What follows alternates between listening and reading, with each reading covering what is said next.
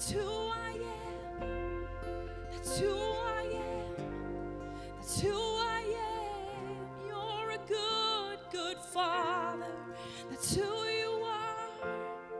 That's who you are. That's who you are. I'm loved by you. That's who I am. That's who I am. That's who I am.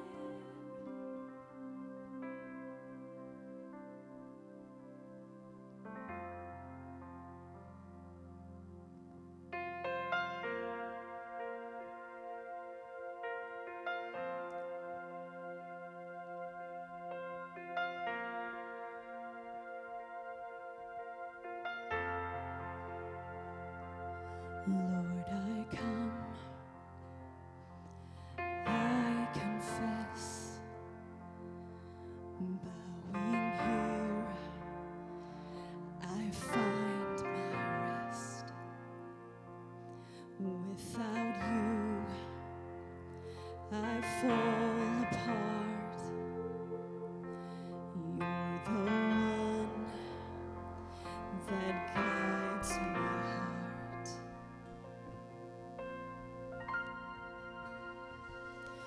Lord, I need you. Oh, I need you. Every hour I need you. My one defense, my righteousness. Oh God, how I need you.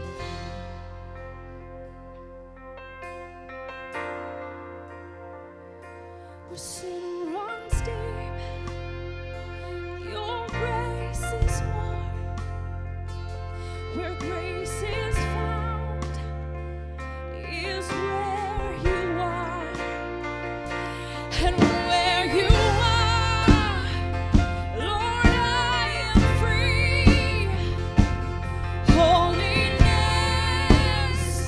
is Christ in me. Yeah, Lord, I need you.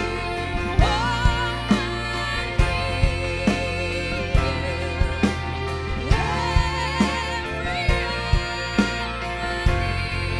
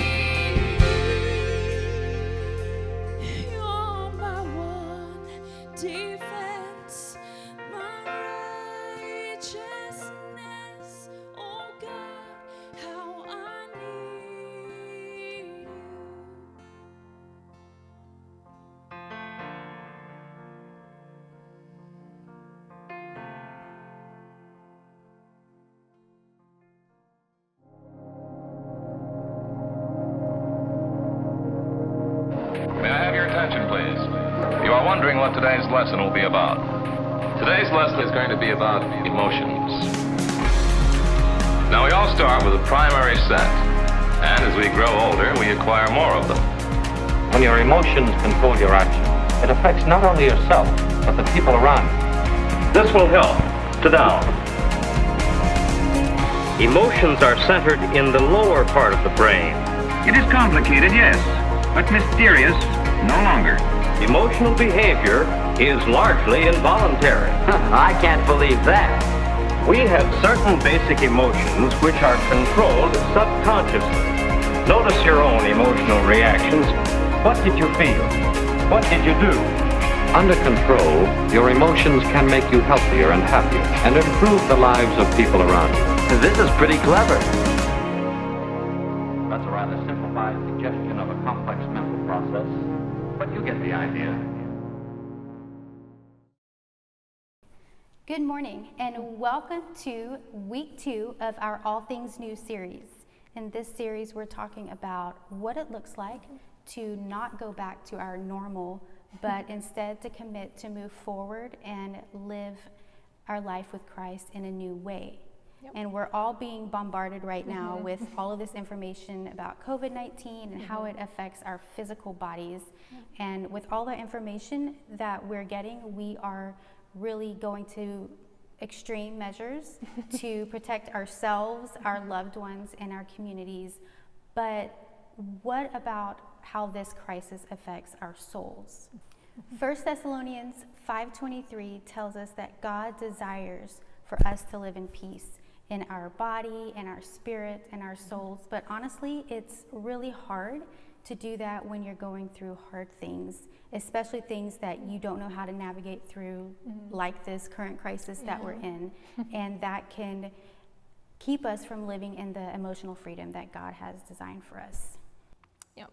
And so that brings us to the first part of today's message, and we're going to talk about emotions. And you know, we hear a lot about emotional health and psychological well-being. And this month is May, and it is Mental Health Awareness Month, and that's something that, because of my personal journey with mental health, that's something that's very near and dear to my heart. And I'm especially attuned into that because I've been doing a lot of reading and research about just mental health and emotional health. And as I dig around, I understand there's a lot of information about it out there. But today we want to talk about just 3 of those stages of emotional health and just well-being, and 3 stages of emotion. And so with everything going on in the world right now, you may have found yourself in one of these stages, or maybe you've experienced all 3 of them. I think I've experienced all 3 of them. So number 1 is shock. First stage is shock. We feel shock, that overwhelming feeling and state of being that you feel after an onset of something that's unexpected and something that's drastic, a difficult event, which this has been, something that's out of your control. And maybe we ask that question like that kid on The Dentist, you know, is this real life? You know, that video. He's like, is this real life? It's almost a euphoric state, like a dream. And it's during this shock stage that we can find ourselves feeling afraid, not being able to think straight. Our brain becomes mush, so to speak, and we're kind of all over the place. And so shock, the way I felt, you know, when I heard about the Ahmaud Arbery case, it's that shock, that feeling of, like, it's out of my control. And so maybe you find yourself in that stage, or maybe it's the second stage, sorrow. We feel sorrow. Sorrow usually represents some time of loss that we have experienced, you know, some type of loss, a loss of a job, a loss of a loved one, loss of a relationship or a family member, loss of that dream vacation you were going to go on, but COVID hit, you know, and or for our graduates, loss of graduation, loss of prom. But you know, God understands our sorrow. In fact, Isaiah 53:3 says, "He was a man of sorrows, acquainted with grief." He understands and he can relate to both you and I. And let's be reminded that there is hope. He is our hope and he cares for us. And Psalm 61:1-2 says, "Hear my cry, O God. Listen to my prayer. from the end of the earth I call to you.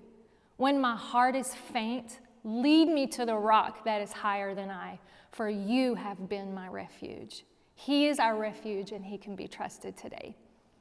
And then there's stage number 3, struggle. So we experience shock, and then we move to sorrow. And if we're not careful, we begin to isolate ourselves and lose connection with others, and we begin to struggle. It's during this stage that our emotions often take over and we start to create coping mechanisms. Maybe we turn to alcohol, drugs, or we find ourselves spending countless hours binge watching Netflix instead of focusing on our work. No, you focus on your work. I do love Netflix.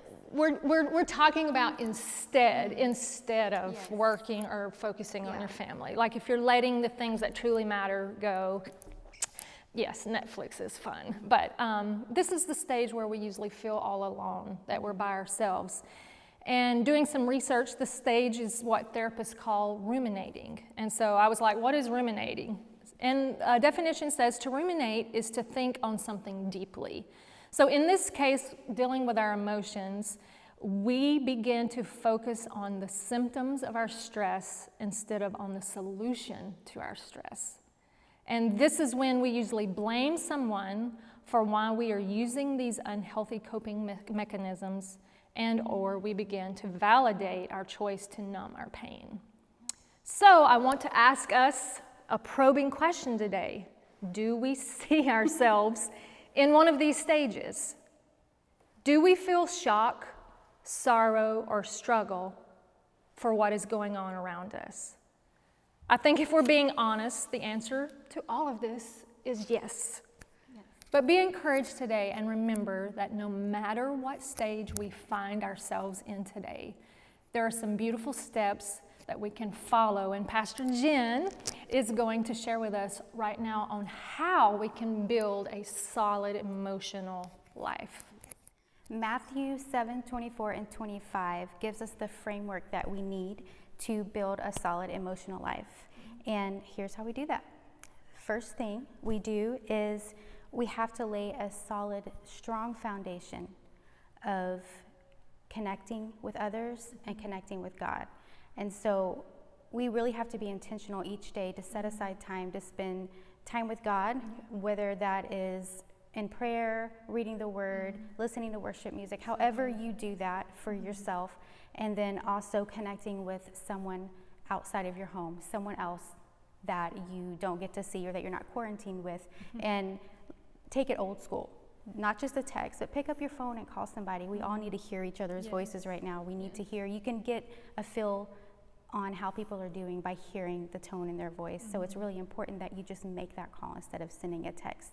And the second way is to structure our lives in purpose and in routine. And if you know me, then you know I love my routine. And honestly, at the beginning of this, it was really hard because my daily routine and the routine that we had set up for our family was just thrown out the window.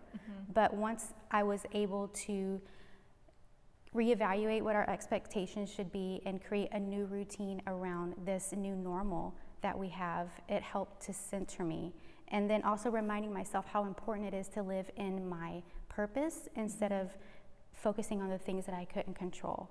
And when we can live in our purpose, then we have that trust in God and we're able to hand those things over to Him and let Him take care of everything that we can't control and just dive into the things that we can. And what better time than to really explore what is my purpose than right now. It's just the perfect time to really, because we all have a God calling, we all have a purpose, and right now is the time to find out when that is. So, thinking about that, maybe you are here today and you're like, okay, I hear you guys, I hear you gals, we're gals, but how do I do this? So I want to end today on just some practical steps that we can do. And so do this.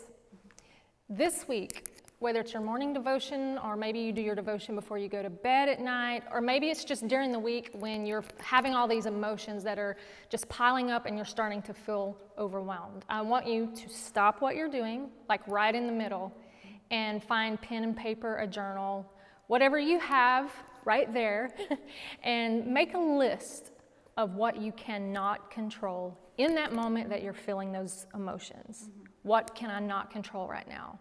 And then as you make that list, the next thing I want you to do is to take that list and one by one start naming those things off and surrender those to God. Pray out to God. And you know what? It might sound something like this. God, I come to you today. I don't understand why this is happening.